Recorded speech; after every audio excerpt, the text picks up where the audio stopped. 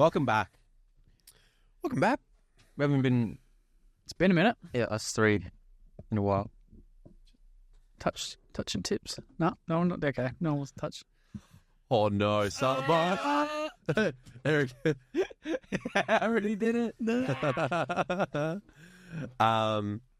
Well, so today we were thinking we'd go into more about how to close clients consistently, who have all sort of had experience in different areas around videography, photography, social media. So I think we can kind of talk to that for lots of different creatives. That tends to be like the hardest thing, is like not just getting a client, but consistently getting clients. So like, Well, I think even before we get there, the best thing to start with before that is like getting the clients.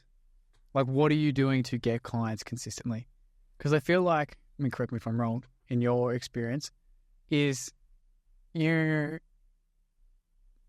you can actively go and get a heap of clients or input of leads, you naturally go and do a lot of sales calls, and then you figure out where you probably need to improve on in getting better in converting those clients. yeah, I think my experience starting off was like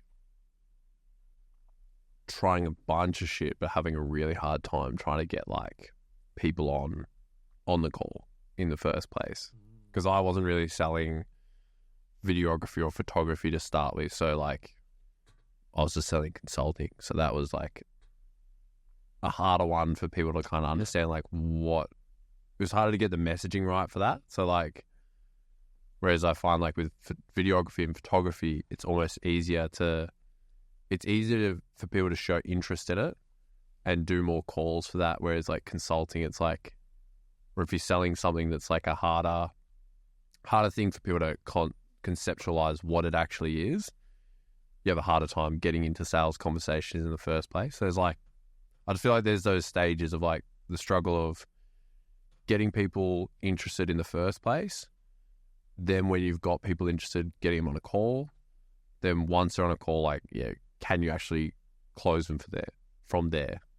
And then there's also like whether or not you're taking payment there, or whether or not there's kind of like a whole cycle of like, I feel like most people go through that process of they say they had like big sales months, but they don't actually see money in the bank for like another 30 days, 60 days. So we could probably talk to all of those different things. Where do we want to start? No, where do we want to start? I mean, Eric, what's been some of your learnings in sales? Like, how have you felt going through sales when you first started, of just like landing a deal? You know, you had some great successful contracts and stuff like that. I think what helped early days was I was just filming to film, or like vlogging to vlog, just to capture my everyday life with like my like with everyone I was around. So naturally, when people started to ask or inquire, like, oh, could you do this for a business, or could you do this for a fundraiser? Could you do this for like one-off thing? I'm like, yeah, okay, cool. I'll do it, just cause I didn't know how to charge. Like, I'm sure, like, you know, when we talk about the people undercutting like everyone else, I was definitely that dude, because I was just like, yeah, I'll just do it for like this much kind of thing. I guess naturally as that progressed, it was a bit more learning of like, okay, cool, this is where my time's going. At that time I was working like 9 to 5 during the week, and then my weekends, or like after that, was the only time I had either with my family, friends, lease. So I'm like, oh, is it really worth my time to be doing whatever this work is, or spending with like family and friends? So I think the biggest pivotal point for me was like understanding, like I call it retainers. I think we call it subscriptions now, but like a monthly like kind of thing, right? How can I provide a service where I can come back to you next month? Which kind of led me to like doing the socials as well, because it didn't make sense for me to do the videos, because the businesses that I was working with at the time, they didn't have the luxury of time. So if I gave them the videos and they weren't doing anything with it, well, what was the point of, you know, paying me X amount of dollars and not doing anything with it? So I was like, cool, I'll do the videos, I'll do the socials, like goes hand in hand. And I think that's where I found my success of like, cool, like if I'm doing this service and also this service, which isn't a really big thing to do, if you're really organized with it, you can realistically get everything sorted within 1 week of that month. So I was planning everything in the first week, scheduling everything, and that was me done for the month. Like I'll shoot and then get everything done for that month, and that was sorted. So how'd that translate in the sales calls of like getting that client on? Mm-hmm. Like, what would you be? What's your take on getting that person through that journey with you on a sales call? What do you find helped get that person from new prospect to closed deal? I think I used to ask I still ask those questions now. Like, are you either looking to buy back your time? Are you looking to make money? Or are you, just looking to grow? But realistically, the one that like brought me most of like under my bigger contracts was I'm buying back your time and I'm being part of your brand. So you can have someone you can depend on, be a soundboard with your ideas. Because a lot of businesses, man, I feel anyway, have a lot of great ideas up here, but they can't communicate it online or even just communicate it. So you need, like, I think I was able to listen properly, or just listen to businesses where I'm like, cool. If I'm buying back your time, let me make sure I'm communicating your ideas properly online. So yeah, that was, touch points here and there, a lot of different touch points. But realistically, that was the overall arch. Was like, cool, I'm here to save you a bunch of time so you can spend it with your kids, or you can spend it with going on holidays. Have you done any like sales training or anything like that? I guess it helped that I worked in the bank. So I was ANZ retail for 6-7 years. So I was already comfortable talking to businesses who were making like a silly amount of money. And it was for my responsibility when I was in retail to take care of those businesses. So any businesses that would come in now, like, I'd have to touch base. So I guess I'd take some of that knowledge into what we're doing now. And yeah, I think that's probably the only sales training I probably have. Because I was just thinking, like, it's I've done a ton now. Yeah, progressively over the years since I started, because I was looking for like better and better ways to kind of like do sales calls. And I don't know about you guys, but when I first started, I was trying to look for like that magic hack with sales. Like, what are the things I need to say that's going to like close someone? Like, what's the way to do this stuff? Yeah. And the more training and everything that I've done, the more it just comes back to like basic communication. And it's almost frustrating, because you kind of like listen to it now and kind of like, you really are just having a conversation with someone going like, what is it? What is it that you want? Yeah. Like, what are we doing this for? Yeah. Like, just genuinely, like, I liked how you said, like, when you come onto the sales call, you're just trying to listen. Yeah. You're just trying to figure out what they actually need and how it's going to help them, and if it's going to help them. Yeah. Like, so I just think that's a really cool thing to touch on for like anyone that might be listening that's thinking about getting into sales, well, wanting to get more sales of their business, and they might be sort of thinking, what's this hack, or what do I need to be doing? And they're kind of like very eye focused on the call, thinking like, how do I get mine? How do I like close this client? And it's like, it's about the other person at the end of the day. Like, will it even be helpful to them? Yeah. And literally just problem solving that. That's kind of like how I look at sales now. Yeah. You've had some experience with that as well, haven't you? Like, you were the same as me. Like, you start off and you kind of like, I'll fucking sell anything. Like, I want to figure this shit out. Oh, 100%. I mean, you've seen this recently in a little role play sales call we did. I thought I was fucking amazing at sales. And then you jump in a role play call. And it's good to do every now and then. Fucking botched it. Absolutely botched it. And it was just,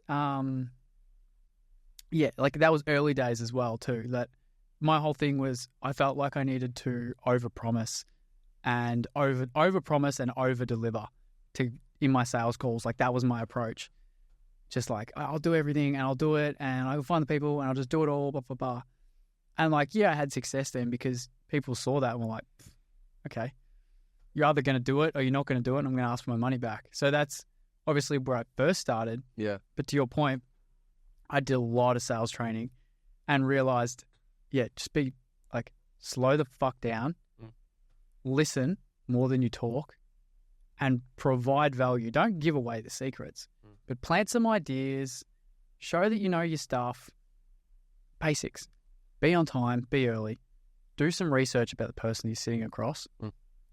You know, have a browse of their Instagram, do they have a YouTube account? Do they have, what sort of presence, what sort of content have they done? What's their best performing piece of content? Why did it work? Basic research, it's only really going to take about half an hour. And then if you really want to go that extra mile, is like, go and find some other people that are like the best in their field. Go and have a look at what those ideas they're doing and then present it to them. Like just the things you look back at in school and go, oh, why would I go do research about a freaking movie or a book? But it's all these little skills that come back to just like basics that, yeah, I looked at and was like, no, there has to be a hack. There has to be a secret. There has to be a way I can lead this conversation and I'll trick them into some psychology trick to just, they'll want to buy from me. But it's not. It's like, don't overpromise. Do what you say, what you're going to do. Yeah. Do it on time and care. Care more about their business than what you care about you're getting paid. Yeah, I think that's a really, really good one. That's probably like, that's a big one on like delivery that I think we could definitely go into, because like there's so many people I see now like just look at like what they want to get paid and they base everything off like them, and it's like, yeah, this is what I want to charge because I want to have 4 clients at $2.5K a month. I'll make 10K, so I'll make 10K a month, and this is what they get. And it's like so down the line of like just basic, like I'm going to deliver these things for this price, and there's no like, yeah, there isn't a care about like for the other person of like what are like the extra things you can do to like get the outcome that you're promising that you can get to. Like what are the like, what is the deliverables that you're delivering worth the price you're even charging for? Because some people I think get stuck on this thing. They're like, this is what I want to get paid. Yeah. And some people will pay them that.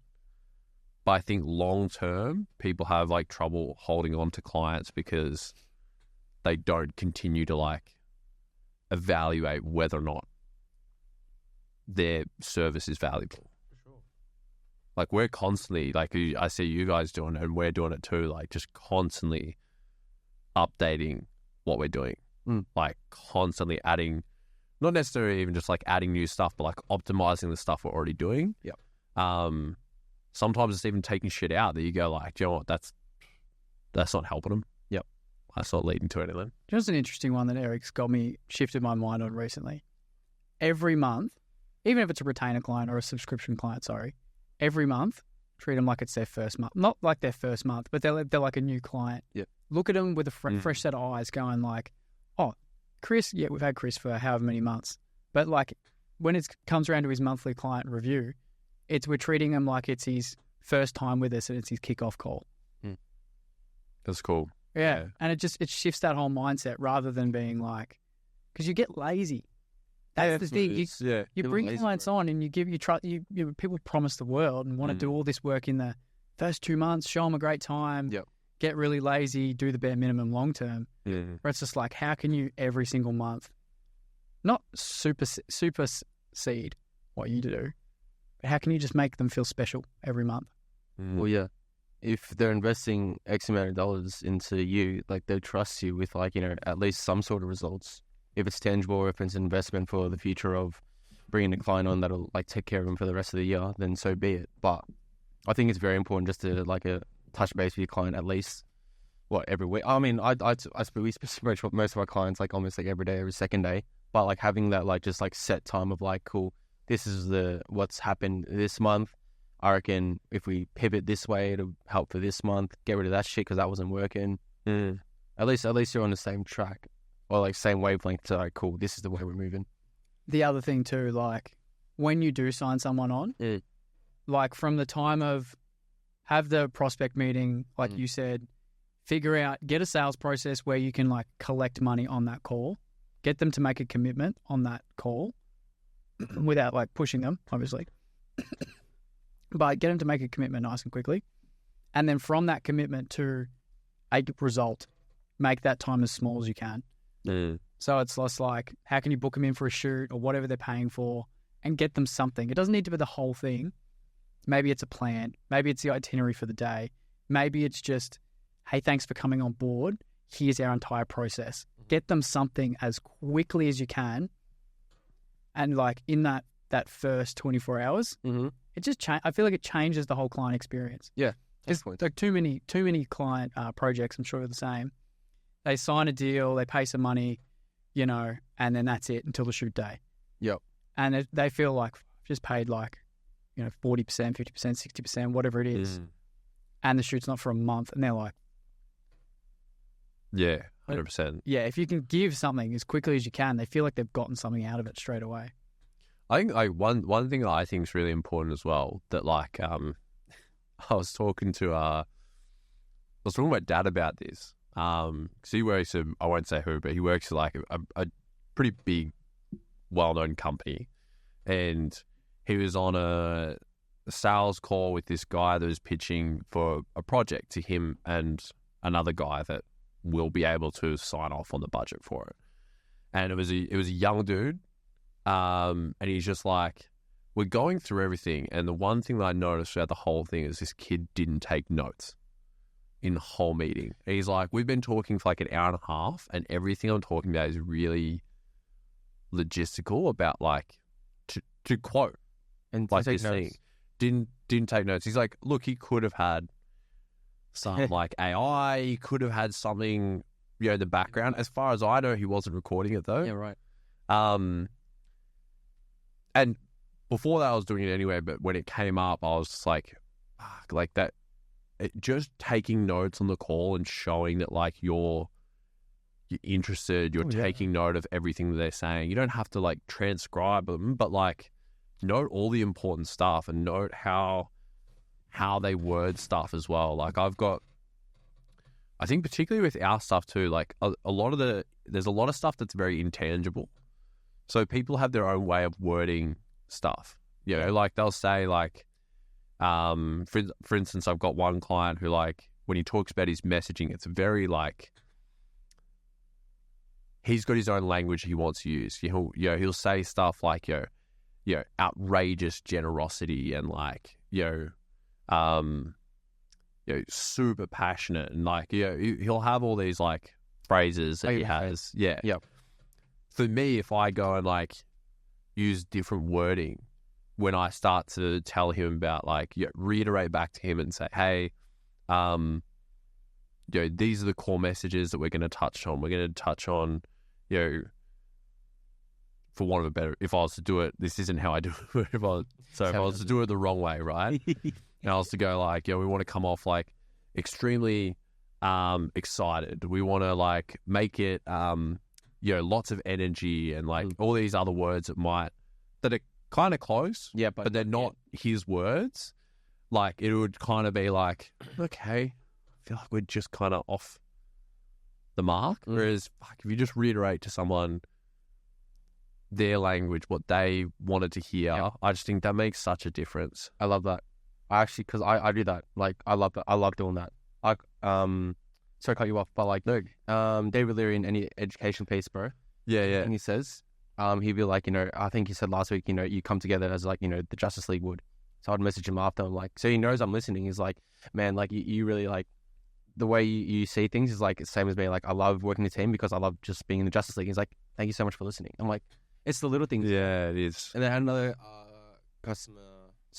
client come through, and he was like, I have to go all in.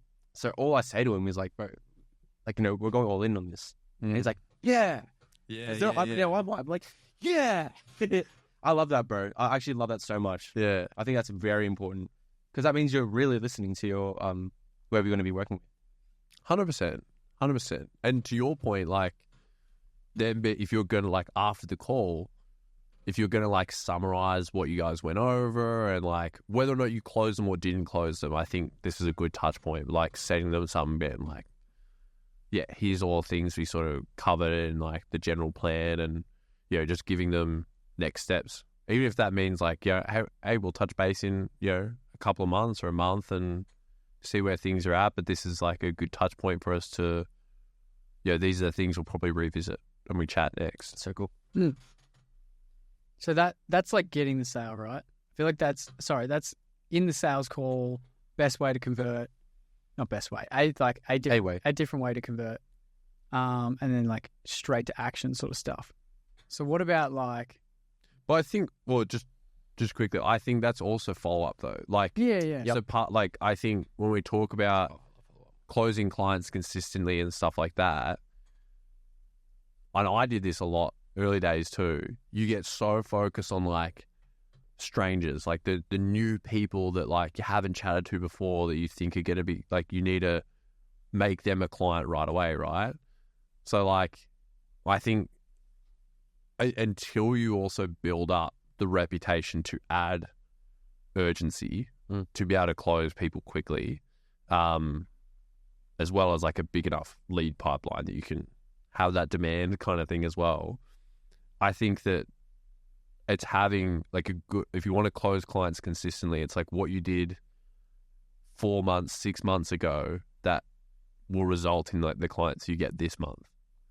So like doing all like the little things, doing those touch points from ages ago, and then following up again, and again and again. That to me is one of the things that leads to like the consistency. For sure. And like personalized touch points too. Yeah. Because I mean, there is merit in automated sort of touch points that you can make them feel like they're personalized. But you do this really, really well, Eric. Is those personal touch points. Hey, I noticed you went out for, wine on the weekend with your family or your wife. How was that? Yeah. You're not even like, hey, what do you think of the quote? Let's get moving. It's just general. I'm still here. I see you. Yeah. I'm in your face, not in your face. Those things. I'm a pest, but like I Ben knows my like follow up process now. Like if we chatted like today, I'm messaging you tomorrow. I'm messaging you in 3 days time. I message you in like 7 days time. And that whole cycle, bro. And 7 days, 1 day, 3, 4. I'm a pest, bro. I don't know. It sounds like you're doing it in a way that's like that's interested rather than like, hey, just following up. Did you want this thing? Like you're doing it in a way that's like, well, yeah. Hey, I saw you went to that new restaurant. How is it? Yeah, I'm like just shit like that. Yeah, or even coming at it with some value. Like Eric's will come at it with some value. Awesome. In like David's case, it's like, hey, I saw this really like, I saw this guy on the stage do a really satisfying video with his pressure washing business. Awesome. Something cool for you you might want to check out. So just coming at it with value all the time. It's I'm not. I don't think I touch points if I can get it. Sign on dotted lines to sign with us kind of thing. I don't think I'm ever like that. I think it's definitely like, here's some ideas. When you're ready, like we'll get you on board kind of thing. But I think touch points are very, very like. I don't think many people do it nowadays. I think they send a quote. I'll hear from you like next week. I'm like, that's crazy, bro. That's so nuts to me. So I agree, and candidly, it's something I've done poorly in the past. Because I do it. It's so easy to get caught up in like the client delivery you've got for 1 month, and then all the new people that you're chatting to. They're like, you're just kind of getting this easy cycle of just focusing on that stuff. And then these people that you sent a quote to, you're kind of not touching base with enough throughout that process of like deciding and stuff. Because like as much as we say like I think, well, particularly if you're working with businesses or anything that's like high tickets, like I suppose weddings would really come under this as well. Like people are going to want to do their due diligence.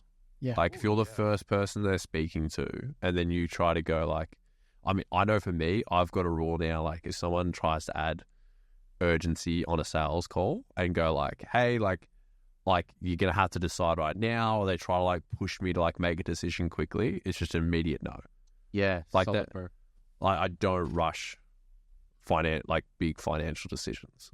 It's just a rule. And it'll mean that I'll miss out on some good opportunities, but it's just, I think, a really safe rule. So like I kind of, and maybe this is, a bias I need to look out for myself on sales calls, but I think that for a lot of clients as well, they are going to be doing due diligence. They are going to be doing other stuff. So I've got to, I understand that there's a process for like, I'm going to need to lock in a time to chat with them again and deliver the quote and have details around like everything we chatted about.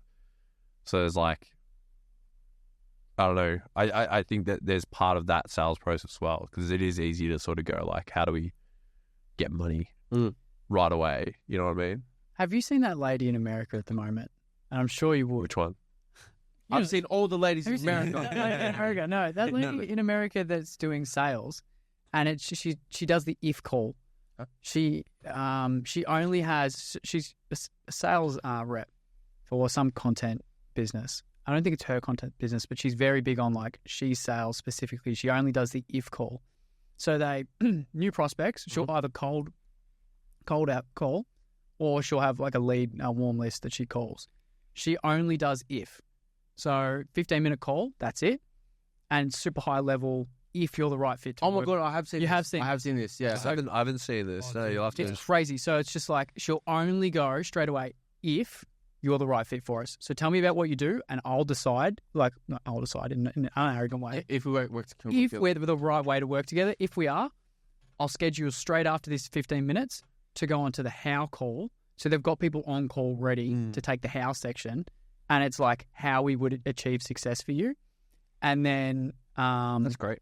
again, there's another person on call who's like the closer. Yeah. That's ready to take the last portion of the call.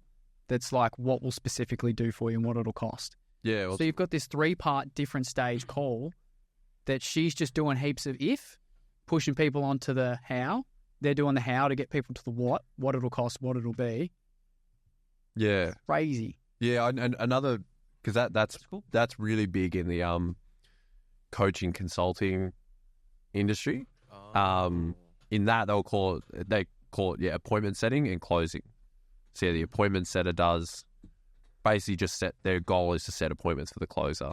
Oh, cool. And like obviously part of that is like, making sure they're only booking in with the closer if they're like a good fit and stuff.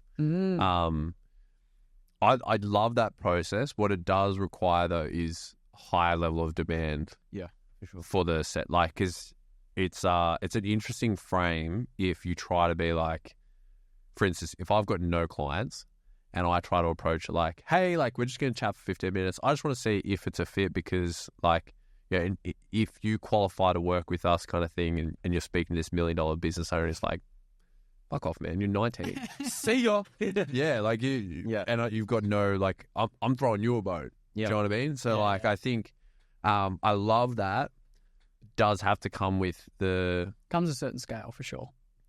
Well, I think that's like the beautiful marry up of like good marketing, good sales. Like Eric was saying earlier, like he'd already done a ton of marketing for himself. Essentially, he wasn't saying, "Hey, buy my stuff," but he's got this proof of like good looking videos. People are interested. People are following. Like there's proof there that people just start reaching out because they want the same sort of thing. I think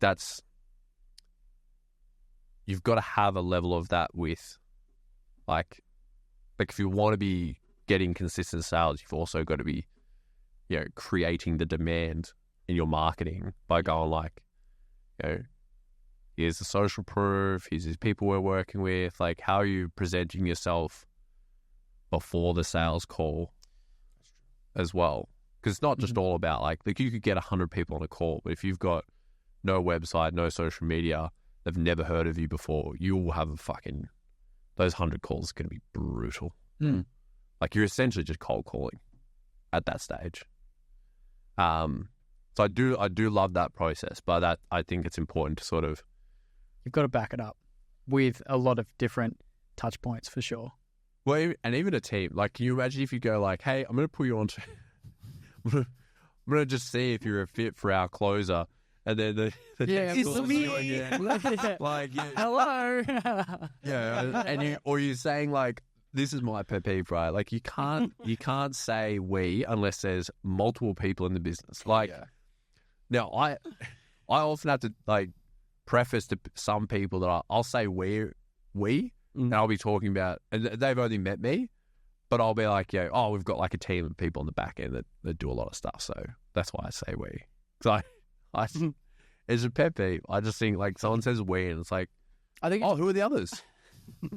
I just say we. I think there's a caveat to that in my case. Anyway, Okay. because I do this for the studio. It's just like, you're gonna have to put that through the website. Like we've got a team that manages the inquiries. It's me. Got it. Call him out. You know what it is. Okay, here's why I do it, because they want to talk to me and they want me to bring up the calendar. Yeah, I and get you. Tell them when it's available and all that sort of, and answer all the questions there. And it's like, no, that's what you need to go through sales process. Yeah. Same thing with invoices. Again, I just say, you've got to give it to the accounts team. Like the accounts team will give it out. Yeah. I'm going to ask you about that too. But it's me. Well, that has a purpose. I get it though. That all like if you don't do those sort of things though, then later on there's a huge like if you create a reliance on like bookings, everyone's texting you to do the bookings, like at scale that creates an issue. Same with the accounts. Like if it goes to your normal email, then you've got to go through like that email to fucking troll through everything as well. So that's why I need to ask you about that. Anyway,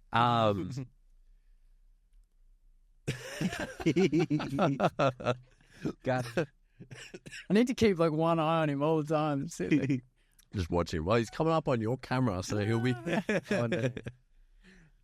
funny. I was on James before as well. So that's all right. So that's like converting those leads, right? That's like all that sort of stuff. But I think there's real merit in just how can you get out there and get in front of like 100 people. Like if you're just starting out, like you're a entrepreneur right now, and let's say, I don't even know an example business. Give me a business. We're a creative entrepreneur. Solar. Right, solar. How can you go and get in front of 100 people that want to buy that solar product? And even if you're the creative, just go on and get in front of them, because you'll go and learn a lot about your ideal customer that you're trying to sell to. Because I feel too many times like people try and build this sales process and try and build these products, and I've got to make it perfect. Like it's got to look amazing. The wording's got to be right. The creative's got to be right. Huge time investment. And it's just like, you haven't even tested a bare minimum MVP to market yet. Yeah. So it's just like slap something together with, and go and test it in 100 people as quickly as you can. Because I know like I'm a stickler for this. Eric knows it. I'll go and build a massive machine and I wouldn't even ask one person if they would buy it. Yep. So recently it's just like, what's the smallest thing I can do really quickly? Go spend 2-3 hours. Yep. Build it. Go get it in front of like 50 to 100 people. And then the things I learned from those 50 to 100, it is astronomically different after those people. And I wouldn't have known, even unless I got in front of those people. That's a great point. I was having a chat with a bookkeeper before this, and we were talking about her content and what she wanted to do there. Just saying she hired another marketing agency before to do emails, and they built out like this lead magnet. And she was like, all they did with the emails was basically like I had to rewrite a bunch of stuff, and the lead magnet, and this point I was going to make, was really this very basic checklist that was kind of like, sign up and get this checklist on like how to streamline your bookkeeping. And I was like, who's signing up for that? I was like, who are your ideal clients? She's like, tradies. I was like, great. Like a tradie's looking for this checklist on how to streamline their bookkeeping. She's like, nah. It's like, she knew that already, but she was like, we started getting closer to like, what is like the actual offer? Like to your point, like you've got to be testing offers. Like you've got to be like, how do you test interest really quickly? Which that's why I think is really good about short form content. It's like if you're putting out all of this content, you can really quickly see what has legs, like what subtopic of what you go into has a high level of interest. And you go, great, like that's a lead magnet. Like I'll create something around like, tax tips for tradies. Like that's a it's a more specific, lead magnet has an offer that has leg. Let's see how that goes now that we've already got a little bit of interest. Let's go and spend a bit of time creating this thing. Or I even said to it, before you even go and create it, you could put up a story, and this relies on having an audience, for example, but you could also do with paid advertising as well. Just go get interest for it first before you go and build the thing. Like spend money or spend some time putting out that offer, see how many people put their hands up. And if a ton of people put their hands up for it, go and create it. Yeah. Everyone goes and builds all this stuff before they even see if anyone's interested in it. Like even at a micro level, but I suppose you're talking about like services and stuff as well. Yeah, which comes back to like the core of this, which is data. Yeah. Which has been such a profound thing for me the last 12 months. I've never been one to really collect data. It's all like, yeah, I know where I'm at. Like I remember it. Like I've got a feel for it, as in like you remember what works, or you remember how many things you've tried until it didn't. You run all these calculations in your head. And it's just like, no, like get solid data. Go and, those 100 people we said we're going to get in front of, when you go and talk to that one person, did you close? Didn't you close? And then what was the reason? And collect that data for all of them. And then you've got this huge data set to go and look at and go, holy crap, like my conversion rate is only 20%. And the major problem was you look like a fucking child. when you look like a child when you're coming to try and sell me stuff, which was my problem, right? Is that what people said to you? Yeah, I you would be baffled. I looked very, very differently. I had hair. I know, like I looked very different. I had long hair. It was scruffy. I had a man bun. It was everywhere, right? I wore ripped jeans, oversized clothes. I looked like a homeless skater walking around all the time, and people wouldn't take me seriously because they knew I looked like 18, 19. I was like 20. But now I've changed my appearance, and people just they give me the respect. Not that I demand respect, but no, you do. You dress very professionally. Like I do like how you present yourself. And I think you do that very well. It changes my sales approach. It's crazy. Well, it is fun. Like at the end of the day, impressions matter. Like if someone, like I've even made the mistake on the other end where I've like gone into a sales conversation thinking, I can look at this guy's profile picture and some of the stuff he puts up. Like this guy cannot be making money. I try not to do this as much now, but I definitely did it, a few years ago. I'd get on that call. I'm like, this guy's is way more successful than me. He's just got a shit photo and a shit like, you know what I mean? So I know I'm doing it myself. I still do it. I did it to someone the other day. One of those mutual events we went to. Yeah. I did it, and I looked at them, and I was like, "How are you doing this with this?" So to your point, like you still just naturally do it. It's hard not to compare. What, judge a book about its cover? Yeah. Don't do it. Don't do it. Don't do it, but understand that it's going to happen to you, right? That's the point we're trying to make. Like, I think is like, you will be judged on, how you present yourself, how you dress, how you communicate. I think if you ignore that and you kind of go in with like, oh, this is just how I am, you don't develop some of those things. Like, well, be prepared to be judged for it. And there's a whole other side of things that you taught me, Eric. Because, like, Eric's been great for me because if anyone knew me 8 or 9 months ago, brown jeans, Blundstones, and a cat jacket. Yeah. I was wearing that all the time.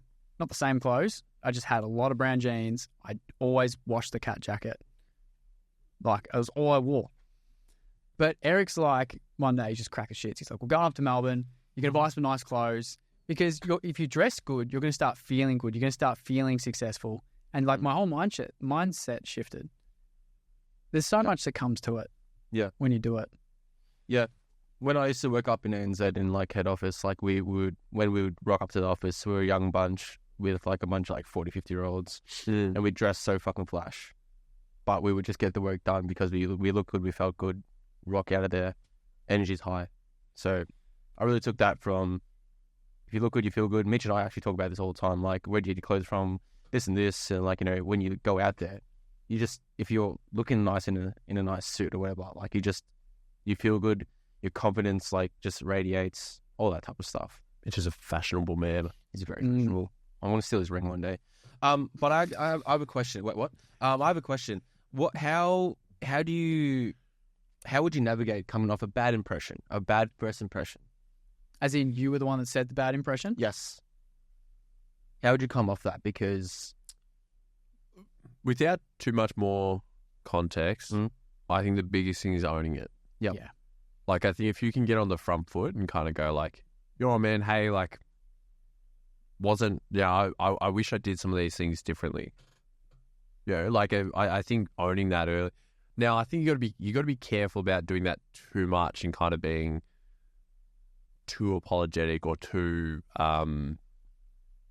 like self-deprecating in a way, because that's a bad trap to go down. I see, like, you know, when I had a meeting with someone the other day, and right after the meeting, there was nothing wrong, and they were just like, "Sorry, man, I was so down today. Like, you know, I feel such a downer," and they were really negative language. Yeah, and I was like, "Dude, it's fine.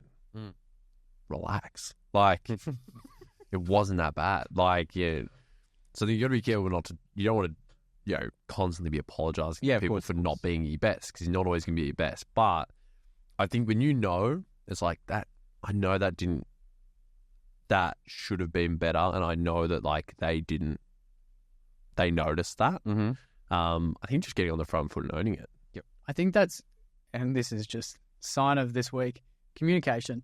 Oh yeah. And like this correlates not only for just sales calls, but like your internal team stuff. Like we've recently had a meeting that we did about something, and it was an absolute shit show. We all we were frustrated on it. It was just, you could all tell we were not enjoying it. It was crap. And like old me would have bottled it up, not said anything, wouldn't have got on the front foot with it. But we spoke about it within an hour of it happening, and we were all like, cool, glad we're on the same page. That was crap. Like, let's not do that again. Here's why it was icky.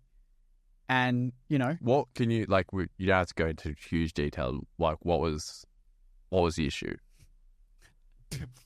Me. Yeah. No, it wasn't me. But like the communication style, I was trying to go into the meeting and I was trying to get a particular outcome, and I didn't want to be the one to say what we were going to do. Yep. So I was trying to guide the team into what I wanted the outcome to be. And it just came across as me feeling like this dictatorial bloody big manager. Yeah. Gotcha. And it felt shit. Like I was getting frustrated because it wasn't a great communication style for the people that were in the meeting. Yeah. They weren't responding to it, which meant I wasn't getting the information out of them like I wanted to.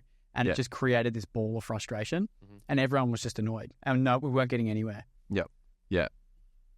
So communication style is one. Over communicate, like I over communicate the shit out of everything, but I think I'm not afraid to tell the boys, like, I just call it out as it is. Like I think I told Ben yesterday anyway, like I'm not your misso, I'm not like your wife, like we're business partners, like just say how it is, because like you take care of it, you put it down, we keep moving, because realistically Wednesday's like the days that we spend the most time together, right? So if that happened in the morning, we've got a meeting after that, we've got another meeting after that, we have lunch together, we have volleyball together. If we're frustrated the whole day, that just cooks it. Like that just throws it right off the like. Oh, like internal results, client results, everything. Like everything's gonna have a poor outcome. Yeah, all of it. And sorry, I'm full circling. What did you say about impressions? You were saying own it, yeah. Yeah, like if you had a bad impression, I think just getting on the front foot. And you were saying not being like don't be saying sorry, this, yeah, right. I actually learned from somebody not to say sorry. I actually don't say sorry. I always say I appreciate you being patient with me, or I appreciate whatever. But I've actually stirred away, unless it's like an actual like fuck. Sorry, babe. It's a I appreciate you. You know, bless you. Sorry. I appreciate you, like, taking the time with me to do this, or like not like, oh sorry man, I really fucked up on that job. It was like, oh, I appreciate you, understanding where I messed up on, move forward from there. But I was like, oh, that's cool little language. Like our language at the minute is like, not if we sign them, but when we sign them kind of thing. Or like if we, if we do this right, or it's when we do it right kind of thing. So it's a lot of like, and it's all those whole things of like we, not Yeah. me, and I. Yeah. Yeah. When you're talking about like a company doing things, it's not like, oh, you know, I really want to get us to this point. It's like, we need to get to this point. Yeah. All these little things that, you know, you can sound a bit like, oh, it's just words.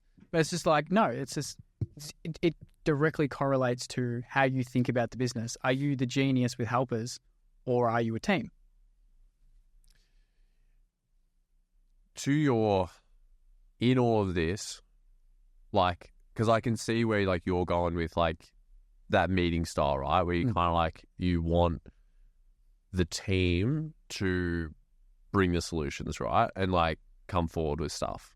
And it's just like, in this whole conversation of like communication and everything, I just think back to like sometimes when I've had like my team members do some of, for instance, like I've had some editors do the whole like, you know, thank you for your patience and some things like that, but they've like implemented it at the wrong time.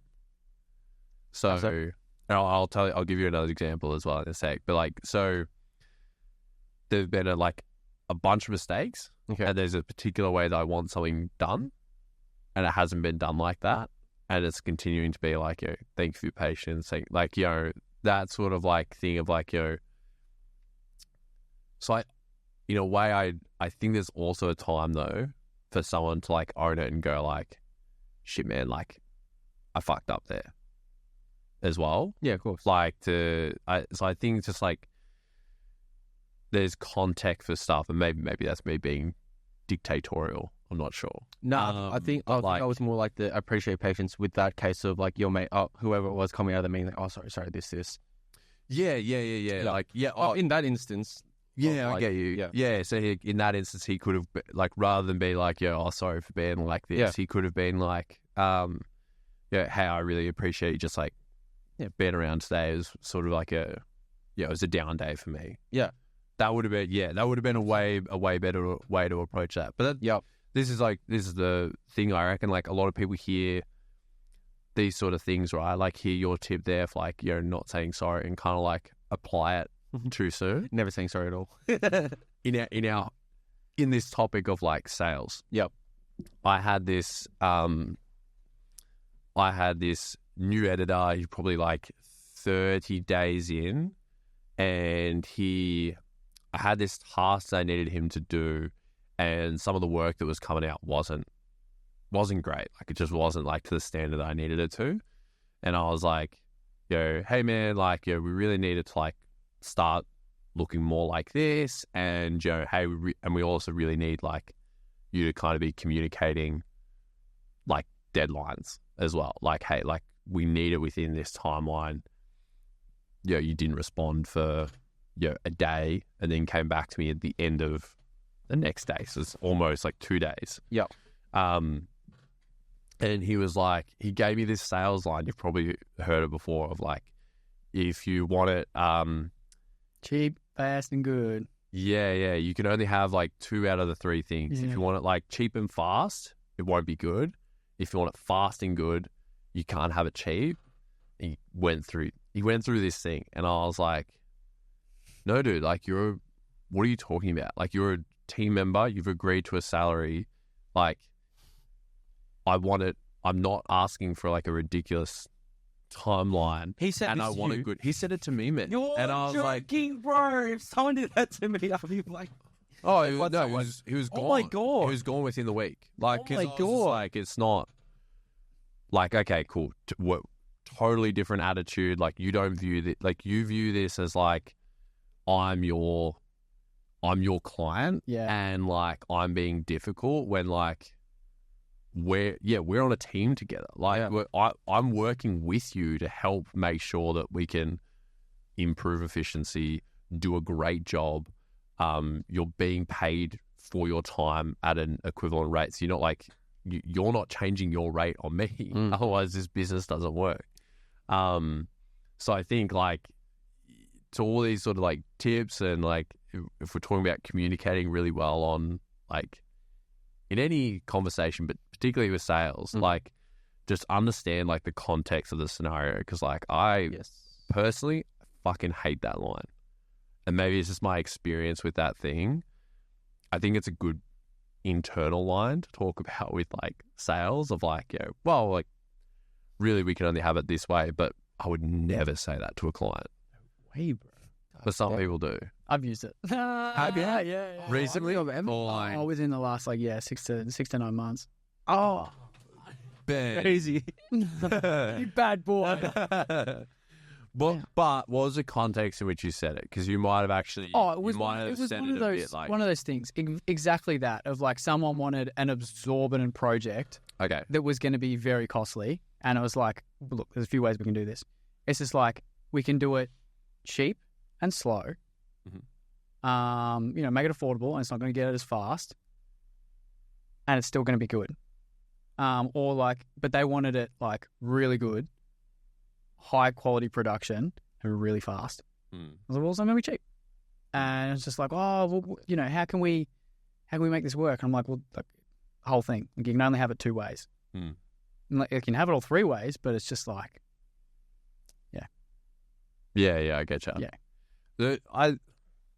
So there's a little difference there of like communicating to like a client that's got an unreasonable demand kind of thing. Yeah. That you've got to communicate that. I think I wasn't leading with it. No. I think that was my thing with this guy, and particularly his context is like there's doing the same quoting a project and talking to a team member that's on a wage. Yeah. Like, to your point, though, I think it's interesting that it only just come into my head that I think we should start doing. And I'm keen to hear your thoughts on this. Is like when you, here we go. Is like when a project gets started, or like a new client gets on board, and let's say you're going to have Freddie the editor is going to be editing. You're going to have Mary doing Freddie. Freddie the editor. You're going to have Sarah doing like client success. You're going to have, Job's doing the video editing. It's just like, all right, let's all get on a call together, 15 minutes. Client is Eric. Freddie, you're going to be handling Eric's editing. Job's going to be handling the videoing for him. So there's, you're going to have to liaise with those people. And, Mary's going to be doing the posting. Like, we are all committed to getting this result for the client. And it's bringing them all on the page and going like, we are together to get that person results. Getting them all on the same page, tying them all to the outcome that we want to get to the client. So then it's less about like, you're just editing the video. Your job is just to get the video back to me. No, your job is just as important as the videographer's job, just as important as the socials person's job, because all of our jobs is to get him results, or is to like to increase his brand or whatever your value proposition is. Yeah, I get you. Gets hard though when you're getting editors to work across multiple clients. Well, like when you're talking about, there's definitely a briefing element. Sometimes a call is just way easier than like it being written down for people to be able to ask questions and stuff for new stuff. But in terms of, for me, and again, I could be wrong, different context. But like for me, I think that's very much that's a values thing and a standards thing. So like, with each role, it's kind of like everyone should be on the same page. Like, we're working towards getting the best possible result we can for the client. Yep. And everyone should understand like their role is overall, regardless of whatever client it is, that's importance. Like that, this is like the importance of their role and why that's crucial towards the success of all projects, kind of thing. It's like, to me, that's more of like an ingrained like culture thing of like, and you might still do meetings for it, but I just think rather than it needing to be like per client, it's like for the role. Constantly reiterating like, why we're doing the things we're doing. So like, for instance, I had a thing recently where I had to reiterate to one of our editors who was, he's a gun. Like he fucking loves video editing. Like that's all. Just wants to become the best, right? That's awesome. The part of that means that he goes down tangents where he wants to like do all these different graphics and add more stuff to the video. Like go above and beyond of like just keep it like. Or keep go it up. outside the brief, yeah. Not going outside the brief, but like not understanding our main goal, right? So for like our content, for a majority of our clients, it's not about like improving the look of the video. That's a part of it, but the main focus is retention. How are we keeping people focused on the video so we can increase the watch time, right? So like he could create this really good looking graphic, but if it's like, if he spends all his time on this one part for this is where it actually happened. Really great, like 5-second part of the video, and then the rest of the video is kind of just nothing else happening. Yep. Right? We've got the captions, got like some stuff kind of happening, but not like consistently adding. Like I said to him, I was like, dude, I would prefer you do a mini version of this 10 times throughout the video rather than doing this one once in the middle. Yeah, I gotcha. And he was like, oh, okay, I get it. And the videos he's done since have improved a lot. But I think it's coming back to like, you have to reiterate like the overall goal so they understand like, yeah, what they're continually striving for. But I think that's just across the board. This is the importance of your role.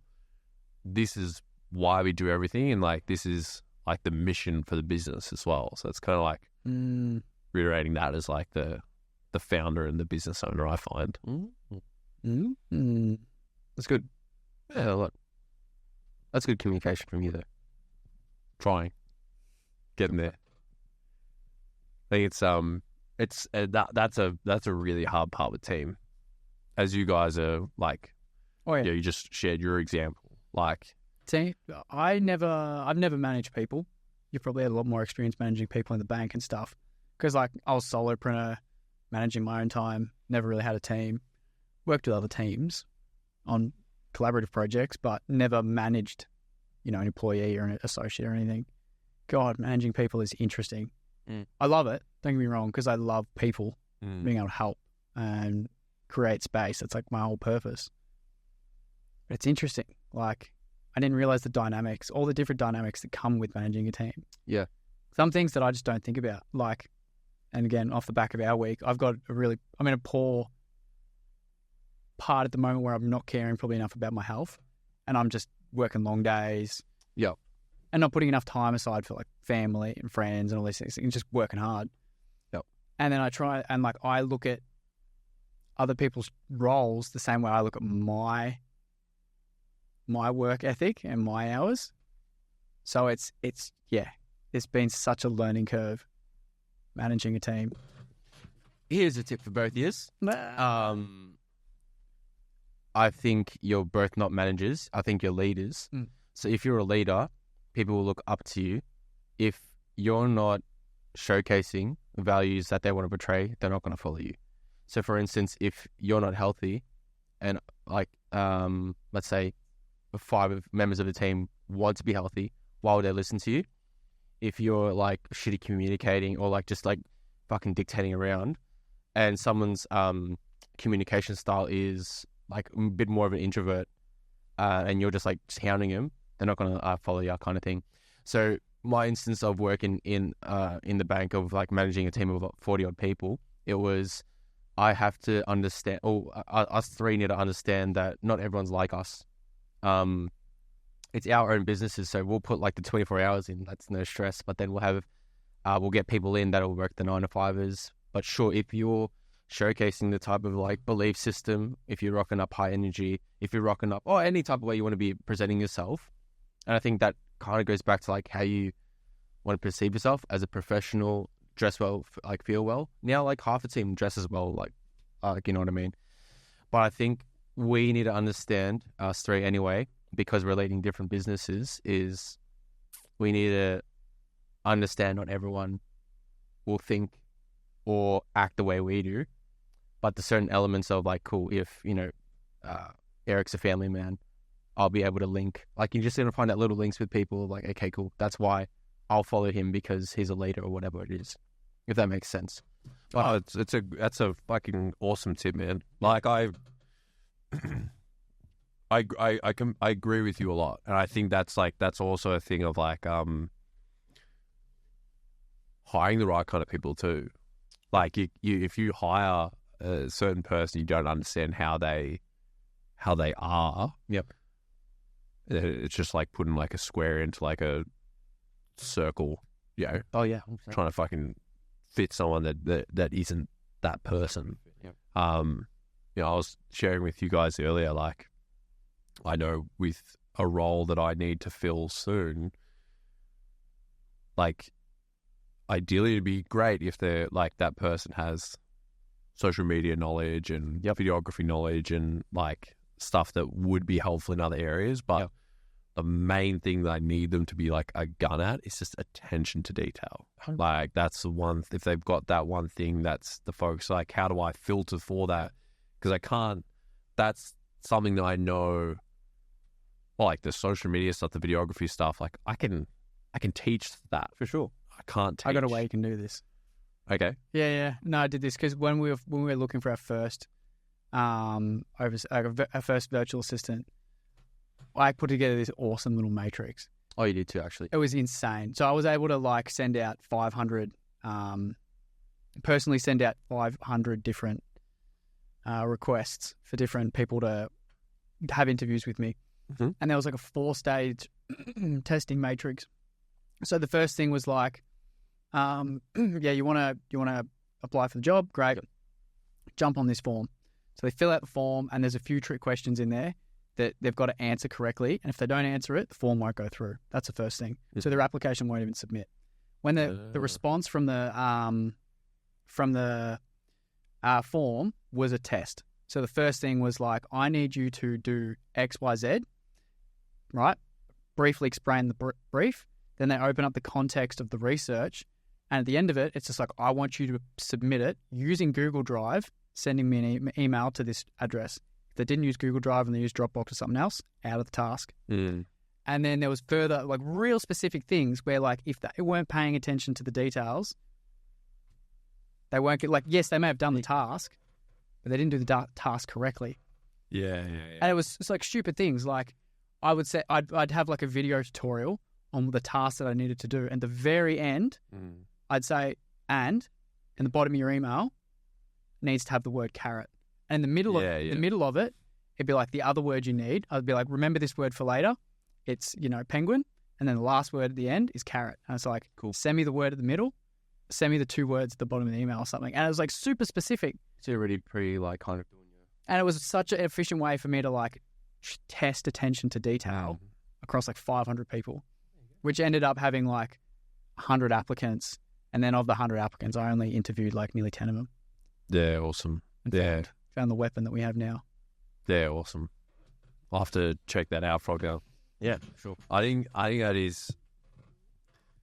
You need to have those sort of things in place. Like, if someone doesn't run a business, they might like hear this sort of stuff and think like, you're a fucking overthinking. Like, I'll look at this. Just hire someone. Traps. Yeah. I used to think, because I've had similar things. That's way more detailed than what I've done in the past. Because I've done the whole like, you got to put this in the subject line of the email that you respond to, and follow this thing. I like how you've set up it, like in the form, it won't even go through.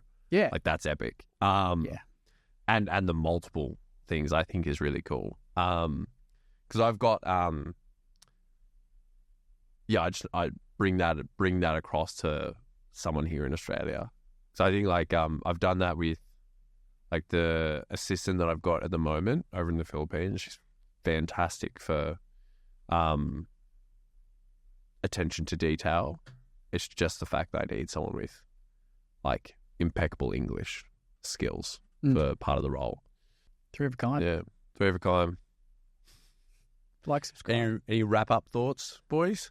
I do, but I think I'm gonna save it.